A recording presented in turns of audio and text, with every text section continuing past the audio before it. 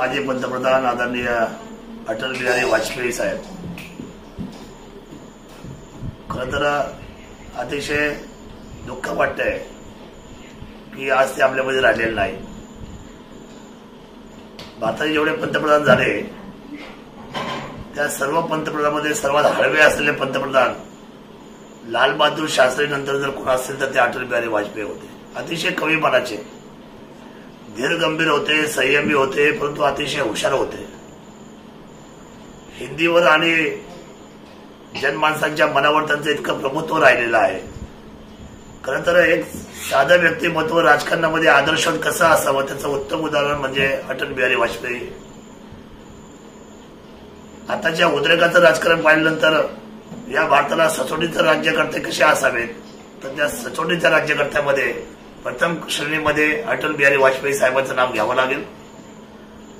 Bharatiya Janata party आज आपल्याला जी उंचीवर दिसते, जे भारताच्या लोकशाहीच्या राजकारणामध्ये जो सर्वात मोठा पक्ष दिसतोय, त्याच्या खाली जर सर्वात जास्त जर पायाभरणीमध्ये जर स्वतःचं आयुष्य जर आयुष्य जर कोणी जर खर्च केलं असेल तर ते आदरणीय अटल बिहारी वाजपेयी साहेब आहेत। ज्या कालखंडामध्ये भारतीय जनता पार्टीचे 2च खासदार निवडून आले आणि उभ्या जगामध्ये आणि भारतामध्ये त्यांची थट्टा झाली, त्यावेळेला त्यांनी अतिशय सुरेख भाषण केलं होतं आणि ते आजही सर्वांचे सहृदय आहे।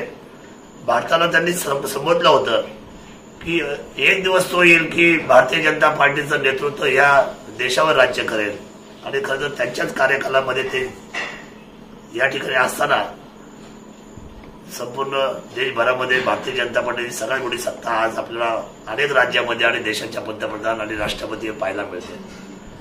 असं व्यक्तिमत्व पुन्हा भारताला होणं अशक्य आहे। कमी मनाचे, अतिशय सहृदय आणि कोमल मनाचे असलेले अटल बिहारी वाजपेयी आपल्यामध्ये राहिलेले नाही। मी किल्ले शिवराई छत्रपती शिवरायांच्या जन्मभूमीतला आमदार, अतिशय त्यांच्या स्मृतीला त्यांना या ठिकाणी अभिवादन करतो विनम्रपणे तालुक्याच्या मायबाप जनतेच्या वतीने। अटल बिहारी वाजपेयी ही अमर रहे।